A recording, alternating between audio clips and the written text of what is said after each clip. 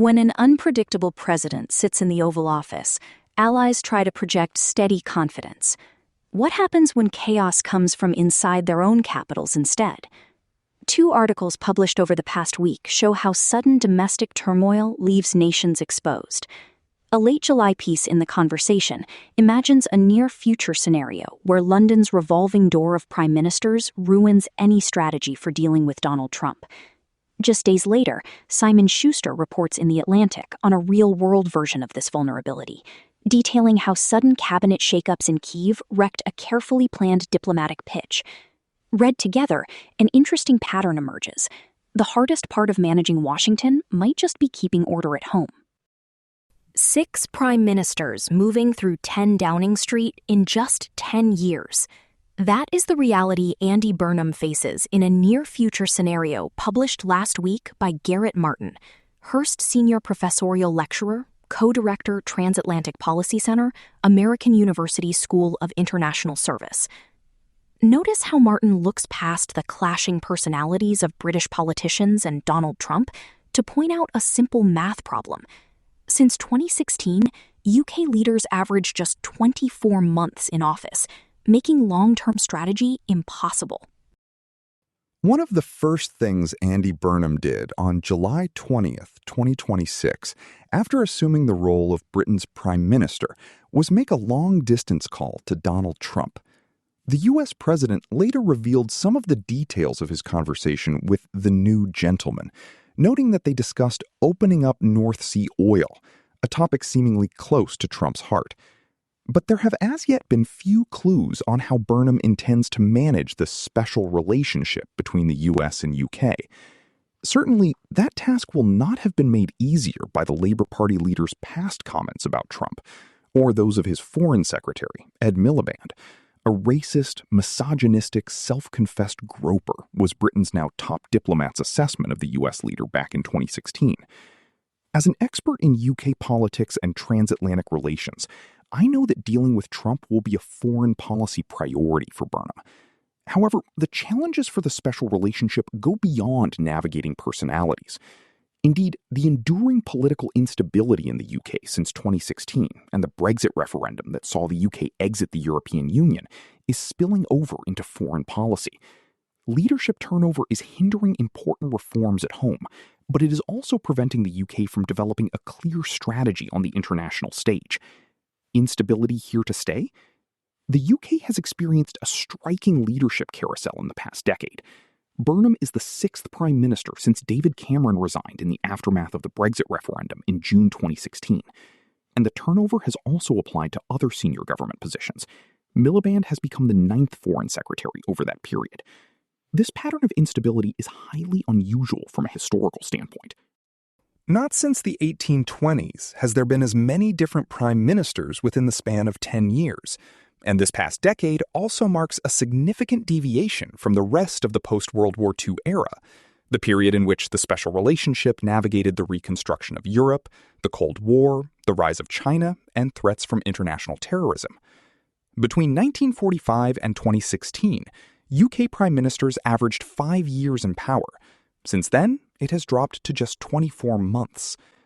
Post-2016 prime ministers have been ultimately brought down for different reasons, including repeated scandals, poor choices, and lost elections. But in all cases, their leadership was eroded by deep structural forces, especially the impact of Brexit. Like prime ministers before him, Burnham is inheriting a sluggish economy, in part due to the significant economic costs of exiting the European market. He is also in charge of an economy that is more exposed to Trump's attacks against the rules-based trading order, while unable to benefit from the shock absorbers provided by the EU's large internal market. Domestically, Brexit has deeply polarized the British electorate into new identities, Leavers and Remainers, who are less loyal to existing political parties. This has led to increased electoral volatility, which has helped to accelerate the fragmentation of British politics. For the first time in a century, there is a strong chance that the next prime minister will not be from one of the two main established parties, Labour and the Conservatives. The shift to a more multi-party system has led to more competitive local elections, with more vulnerable seats, and members of parliament elected thanks to very small majorities in their constituencies. This shift has moved in tandem with the growing dynamic of parliamentarians becoming more rebellious and less loyal to their leadership. In other words, Burnham faces a tall order if he is to put a wedge in the revolving door at number 10 Downing Street, the residence of Britain's Prime Minister. Short-lived tandems. The impact of the Prime Minister carousel has not been confined to domestic politics. It is difficult to maintain a consistent and coherent foreign policy when those dictating it keep changing. This is particularly meaningful for the special relationship, as Brexit has made the UK more dependent on the US. Granted, much of the present attention will center on how Burnham manages, or not, his ties with Trump. But leadership instability has and will continue to present additional challenges for the UK-US partnership. First, while not as drastic as in the UK, US politics are also experiencing more turnover than usual since 2016. Faith in the US government plummeted to 17% in 2025, with voters increasingly irritable and impatient. This is also translating into greater volatility. At least one chamber of Congress has changed hands every 2 years since 2018, with the streak likely to continue in the midterms in November. And the succession of 3 one-term presidents has not happened in over 100 years.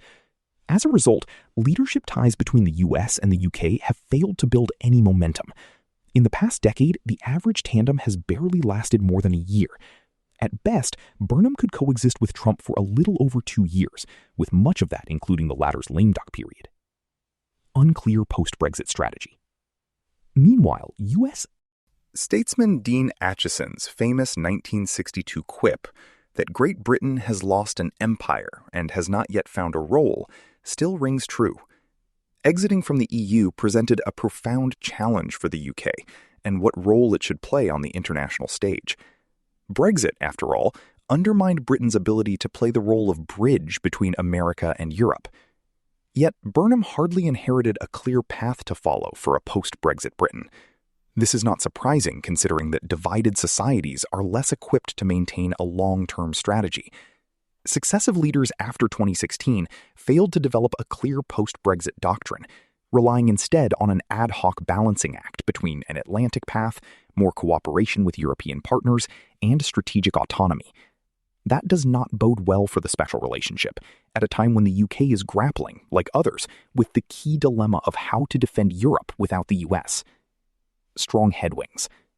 If Burnham does want to preserve and bolster the special relationship, he will need time in office to counter the current strong headwinds. Historically, the partnership between the US and the UK has endured testing times and similarly politically mismatched leaders. Burnham is seen as to the left of predecessor Keir Starmer in the center-left Labour Party, some way off Trump's brand of conservatism. But Tony Blair and George W. Bush overcame divergent political ideologies a generation ago to forge a close relationship. But back then, the special relationship relied on deeper institutional ties, whether cultural, diplomatic, military, or in the field of intelligence. Yet the impact has been somewhat blunted of late by Trump's very personalized diplomacy. Trump's mistrust of the bureaucracy has limited Britain's ability to benefit from its deep ties with the American foreign policy establishment. Moreover, Trump's deep unpopularity in the UK, just 13% had a favorable opinion, compared to 83% who held an unfavorable opinion, is spilling over into perceptions of the special relationship. Increasingly, Britons are viewing the US as a necessary partner, as opposed to an ally with which it shares close values. Such growing disaffection is not a one-way street, with American approval of Britain dropping by 15% in the past 5 years. It also builds on part of the MAGA base that views the UK as in decline and having lost its way. As such, Burnham has inherited a tall task domestically and internationally.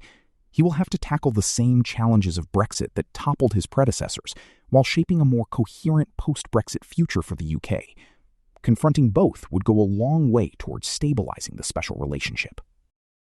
Garret Martin paints a picture of a British government so distracted by its own revolving door that it can barely form a thought, let alone a strategy for dealing with Donald Trump. The sheer turnover, 6 prime ministers in a decade, leaves London completely exposed. What jumps out reading Simon Shuster next is how that exact same vulnerability guts a completely different kind of ally. Shuster is not looking at a slow-motion political crisis like Brexit. He tracks a sudden, acute collapse in Kyiv. Ukraine had momentum, a carefully built pitch, and even a promising Oval Office meeting. But the moment domestic chaos hit, losing a defense minister and an ambassador to a sudden corruption purge, the entire diplomatic effort fizzled, leaving them empty-handed on Patriot missiles. Read together, these two pieces flip the usual script. The focus is almost always on how unpredictable the American president is, but Martin and Shuster show that the real danger for foreign allies is often closer to home. When a country cannot keep its own house in order, it loses the footing it needs to negotiate with an unpredictable White House. Ukraine's short-lived comeback. The chorus of optimism has quieted on several fronts, including Zelensky's struggle with corruption and his relations with Trump. Earlier this summer, Ukraine had finally seized the initiative in its punishing 4-year war. President Volodymyr Zelensky had plenty of dramatic victories and technological advances to tout to his Western backers as he made the case that Russia can be defeated. His clash with Donald Trump in the Oval Office last year had been eclipsed by more recent encounters, in which the U.S. president seemed open to helping Ukraine prevail.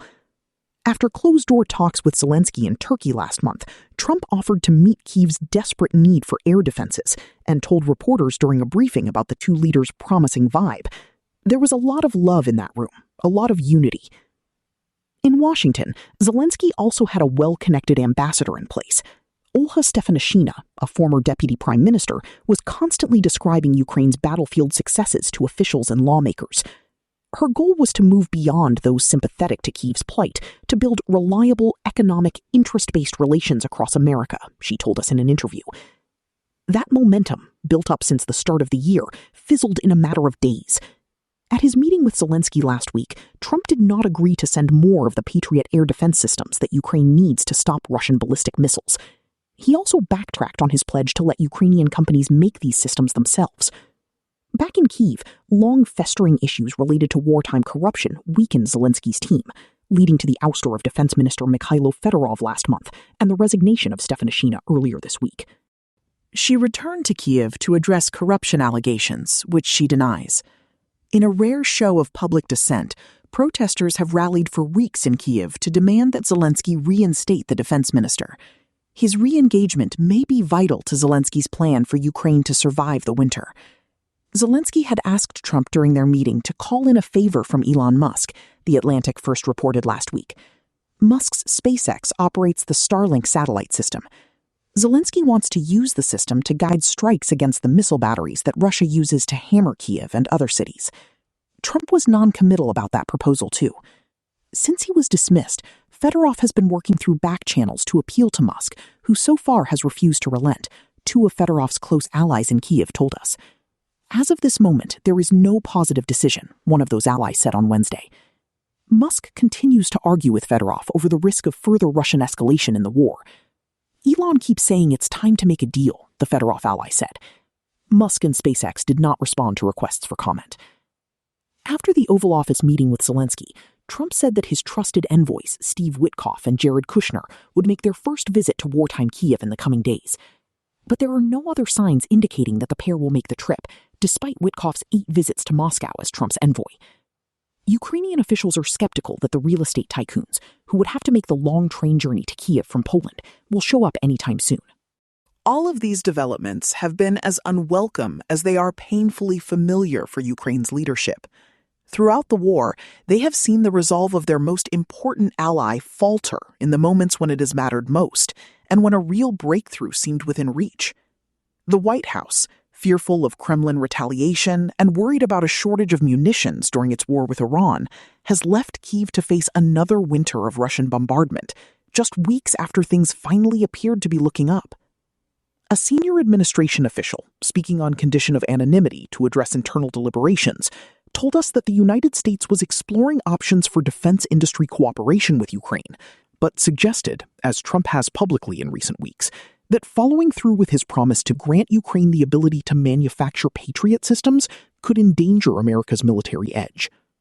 We must prioritize protecting these exquisite systems and expanding overall production of critical weapon systems for the U.S. warfighter and for our partners and allies, the official said in a statement.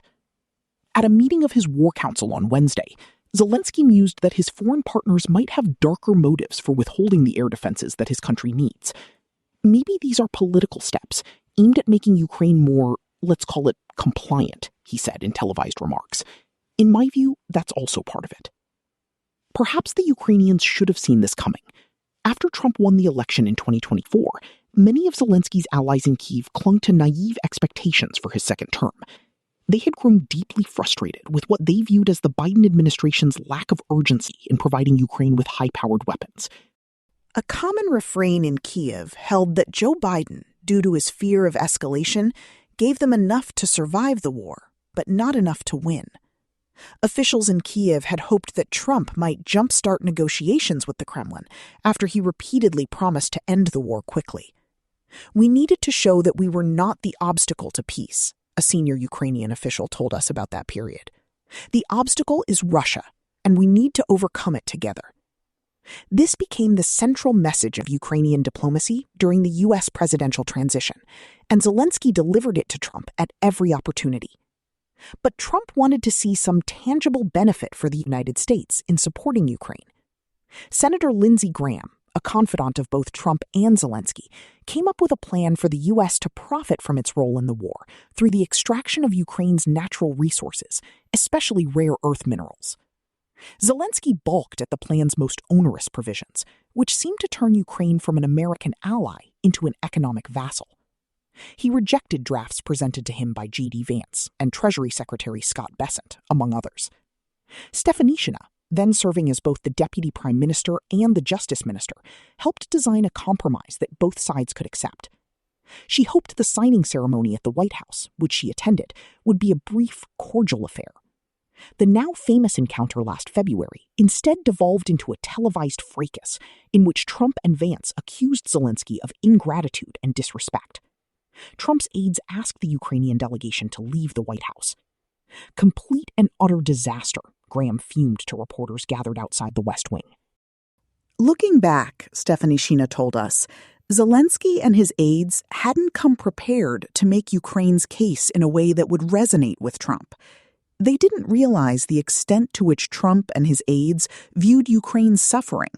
At least 16,000 civilian deaths have been documented, in addition to nearly 500,000 soldiers killed or wounded, as a democratic cause.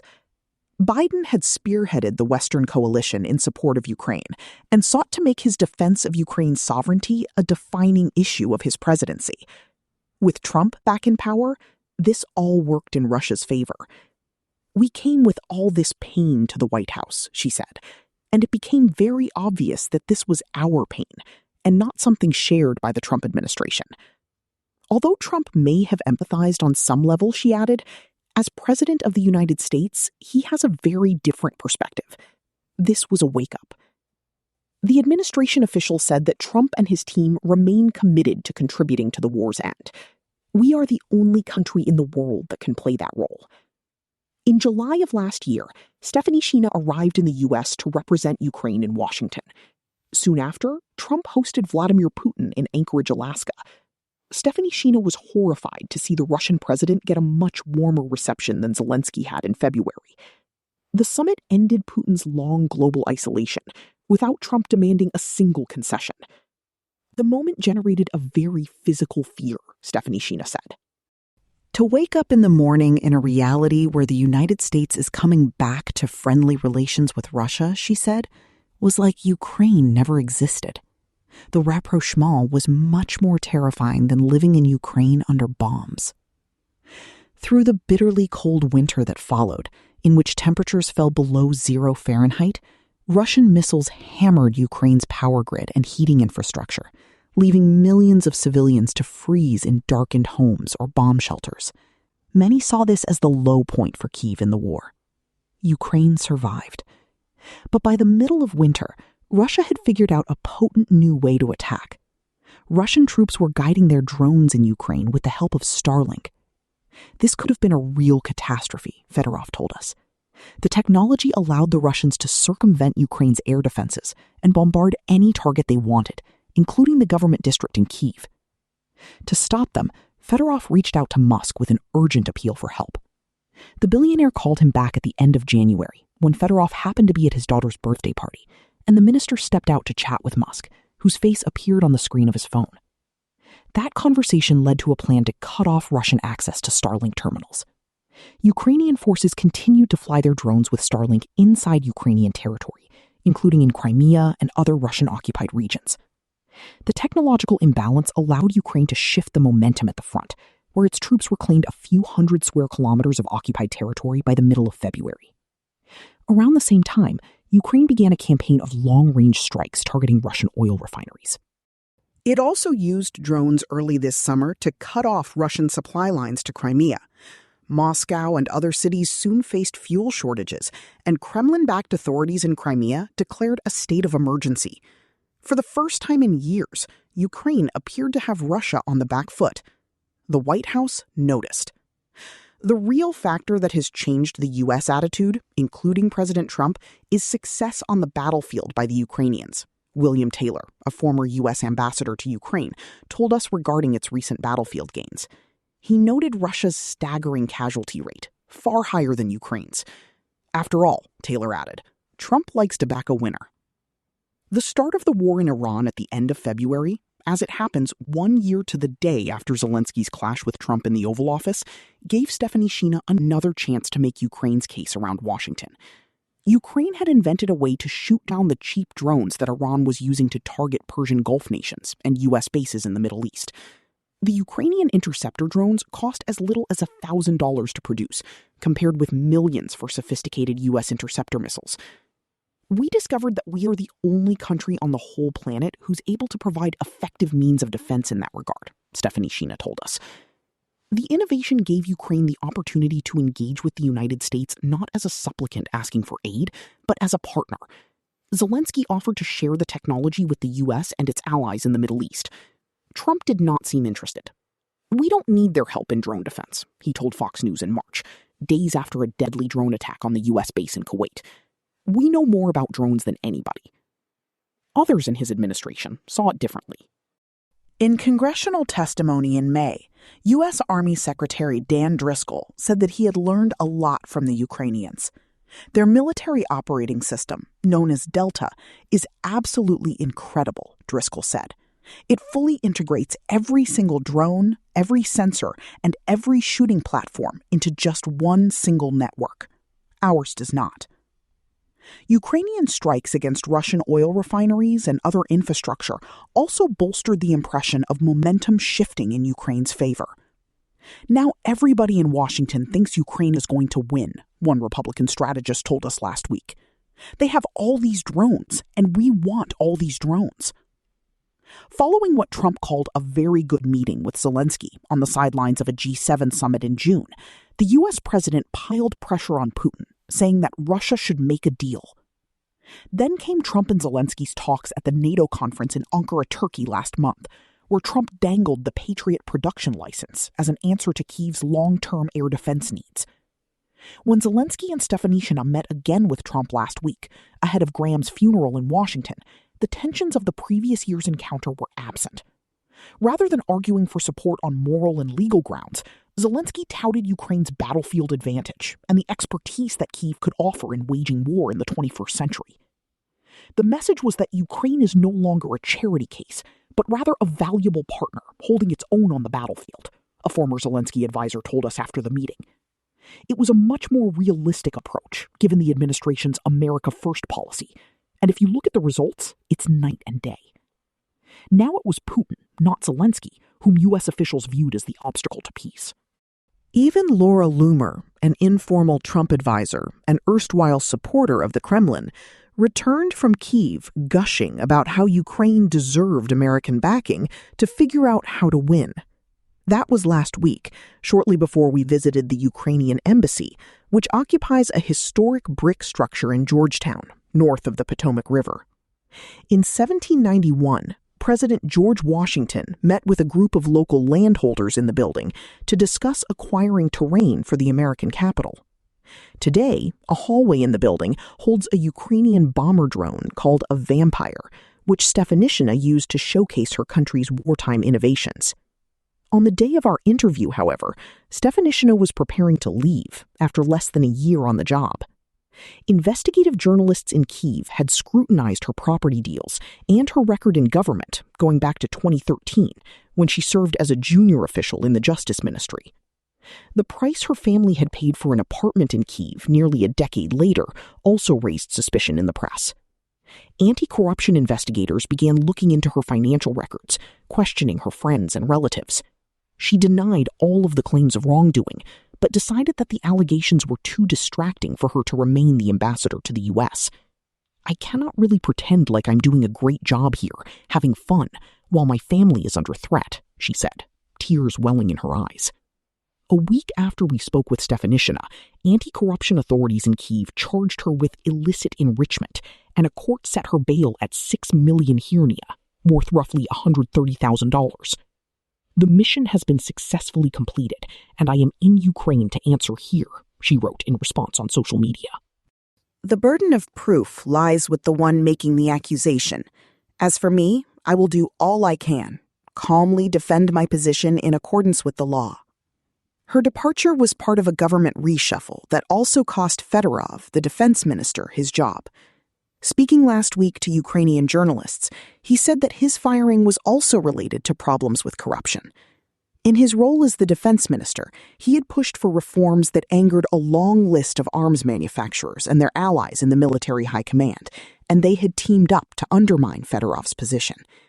His allies told us that he has continued to try to persuade Musk to relent on Starlink, but to no avail. In a matter of days, the optimism that for months had been building around Ukraine's prospects seemed to fade. At one point earlier this summer, Zelensky could look ahead to an influx of new U.S. missiles to defend Kyiv, the right to make even more in Ukraine, and the potential ability to strike inside Russia thanks to Fedorov's overtures to Musk. He enjoyed greater respect from Trump for Ukraine's innovations and battlefield momentum, and better relations across Washington thanks to a well-regarded young ambassador. Instead, Trump appears to have turned lukewarm and is stalling on previous commitments on Patriot missiles. Entreaties to Musk have so far failed. Zelensky's firing of his popular defense minister has prompted protests at home, and Ukraine has no ambassador to make the case for continued U.S. support because the previous one returned home to face charges of corruption. As if to emphasize the turnaround, Russia has intensified its missile strikes on Kyiv, taking advantage of Ukraine's depleted air defenses. Earlier this week, the city and its suburbs faced a barrage of at least 24 ballistic missiles in a single night. Ukraine was unable to shoot any of them down. 17 civilians died, and at least 44 others were wounded. A carefully printed diplomatic pitch means nothing if the official meant to deliver it gets fired by breakfast. What lingers after looking at London and Kyiv is how quickly a global strategy falls apart. When the ground constantly shifts at home, whether through a sudden scandal in Ukraine or another moving van at 10 Downing Street, building a stable bridge to an unpredictable White House becomes impossible. It leaves a quiet question on the table. If a nation cannot keep its own government together for a single season, how can it hope to manage an American president who plays by his own rules?